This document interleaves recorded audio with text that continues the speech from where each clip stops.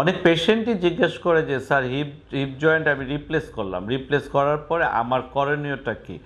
আমি এক কথায় যেটা বলি যে হিপ জয়েন্ট রিপ্লেস করার পরে স্ট্রিক্টলি আমাদের পোস্ট অপারেটিভ যে ম্যানেজমেন্টটা সেটা ফলো করতে হবে। সেই ম্যানেজমেন্টের মধ্যে আমি যেটা বলতে চাই সেটা হচ্ছে যে আমি জোড়াটা রিপ্লেস করার পরে পেশেন্টকে আমি 2 দিন স্টে করে হসপিটালে, 2 দিন স্টে করে হসপিটালে, কারণ কিছু ব্যায়াম আছে ব্যায়ামটা দেখাই দিই এবং তাকে যাতে 60 ডিগ্রি বসাই দিই, এটা আমি নন সিমেন্টেড কথা, 60 ডিগ্রি বসাই দিয়ে চেস্ট ফিজিওথেরাপি এবং কোয়াড্রিসেপ এক্সারসাইজ অ্যান্ড এই ব্যায়ামগুলো আমরা শেখাই। দেখানোর পরে তাকে আমরা 2 সপ্তাহের জন্য বলি যে আপনি এর মধ্যে সীমিত রাখবেন, বাসায় থাকবেন এবং বাসাতে 14 দিন পরে উনি আসবেন।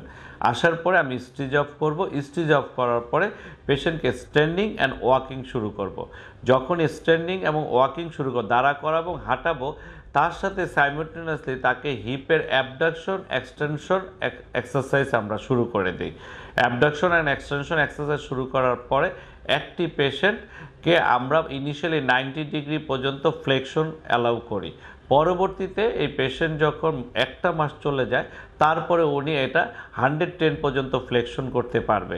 বাট একেবারে আমরা, আমাদের দেশ তো মুসলিম অধ্যুষিত দেশ, একেবারে নামাজের বিছানায় বসে যে নামাজ পড়া এটা আমরা অ্যালাউ করি না, কিন্তু আমরা 110 ডিগ্রি পর্যন্ত ফ্লেকশন অ্যালাউ করি।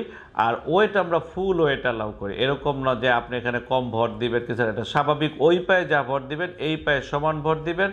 কোনো উঁচু নিচু জায়গা তো আমাদের কোনো সমস্যা নাই। আপনি যদি, আমার অনেক পেশেন্ট আছে মোটরসাইকেল চালায়, তাও আমি নিষেধ করি না চালাক মোটরসাইকেল, কিংবা হ্যাঁ বলি যেটা হচ্ছে যে একটা রিপ্লেস করা জোড়া, এই রিপ্লেস করা জোড়ার ক্ষেত্রে একটু মানে কেয়ারফুল থাকে আর কি, মাথায় যাতে রাখে যে আমার এটা রিপ্লেস করা আছে, বাস শেষ।